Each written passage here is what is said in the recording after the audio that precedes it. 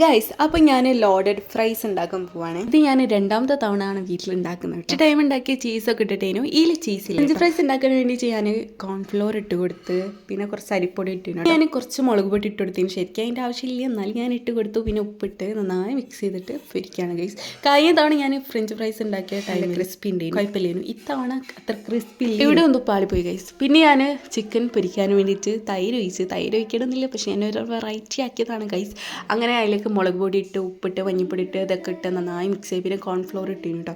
അങ്ങനെ നന്നായി മിക്സ് ചെയ്തിട്ട് അത് പൊരിക്കാൻ വേണ്ടി വെച്ചു ഗൈസ്. അങ്ങനെ അത് കഴിഞ്ഞതിന് ശേഷം വൈറ്റ് സോസ് ഉണ്ടാക്കി അതിലേക്ക് ഞാൻ ചിക്കൻ പൊരിച്ച എണ്ണ തന്നെയാണ് യൂസ് ചെയ്തത്. അങ്ങനെ ഓയിൽ ഒഴിച്ചതിന് ശേഷം പിന്നെ ഞാൻ വെളുത്തുള്ളി ഇട്ടെടുത്ത് ചെറുതാക്കിയായിരുന്നു. അങ്ങനെ വെളുത്തുള്ളിൻ്റെ കളർ ചെറുതായി മാറിയതിന് ശേഷം ഞാൻ അതിലേക്ക് മൈദ ഇട്ട് കൊടുത്തു. എന്നിട്ട് അങ്ങോട്ട് നന്നായി മിക്സ് ചെയ്ത് കൊടുത്ത്, കാരണം ആ പച്ചമണം മാറണമല്ലോ മൈദൻ്റെ. അങ്ങനെ അത് കഴിഞ്ഞതിന് ശേഷം പിന്നെ ഞാൻ പാൽ ഒഴിച്ച് കൊടുത്ത്, പാലൊഴിച്ചതിന് ശേഷം എന്നിട്ട് നന്നായിട്ട് അങ്ങോട്ട് മിക്സ് ചെയ്ത് കൊടുത്ത്, എന്നിട്ട് അതിന് ശേഷം ഉപ്പിട്ട്. ശരിക്കും പാലൊഴിച്ച പാടെ തന്നെ ഉപ്പിടുന്നതിനും നല്ലത്, പക്ഷേ ഞാൻ അത് കഴിഞ്ഞിട്ടായി പോയി ഉപ്പിട്ട്. എന്തായാലും കുഴപ്പമില്ല, എന്തായാലും ഉപ്പിട്ട് നമ്മൾ.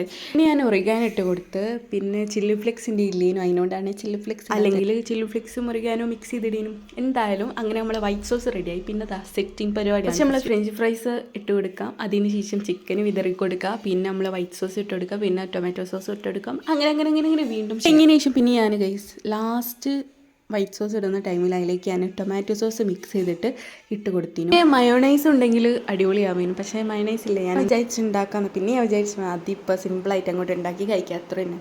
അപ്പം നമ്മളുള്ളത് വെച്ച് ഓണം പോലെ എത്ര ഉള്ളൂ. പിന്നെ ഞാനിപ്പോൾ സോസ് വയ്ക്കുന്ന ടൈമിൽ പ്ലേറ്റിൻ്റെ അവിടെ കായ്ച്ചിട്ടുണ്ട്, പക്ഷേ ഞാനത് ഡെക്കർ ചെയ്തതാണ് ഗൈസ്, കുറച്ചുകൂടെ അടിപൊളി ആയിക്കോട്ടെ എന്ന് വിചാരിച്ചു. കാണുമ്പോൾ ഒരു രസം വേണ്ടേ, അതിന് വേണ്ടിയിട്ട് ഡെക്കർ ചെയ്തു. അങ്ങനെ ഞാൻ ഉണ്ടാക്കിയ സിമ്പിൾ ആൻഡ് ഹമ്പിൾ ആയിട്ടുള്ള ലോഡഡ് ഫ്രൈസ് ഇവിടെ റെഡി ആയിട്ടുണ്ട് ഗൈസ്. അപ്പോൾ ഇനി കഴിക്കാന്നുള്ളതാണ് അടുത്ത പരിപാടി. അങ്ങനെ നന്നായി മിക്സ് ചെയ്തുകൊണ്ട് കഴിക്കാത്തേ ഉള്ളൂ. അപ്പോൾ നമ്മളെ ലോഡഡ് ഫ്രൈസ് എങ്ങനെ ഉണ്ടായിരുന്നു ചോദിച്ചാൽ ടേസ്റ്റ് ഉണ്ടായിരുന്നു. അപ്പോൾ ഇത്രേ ഉള്ളൂ.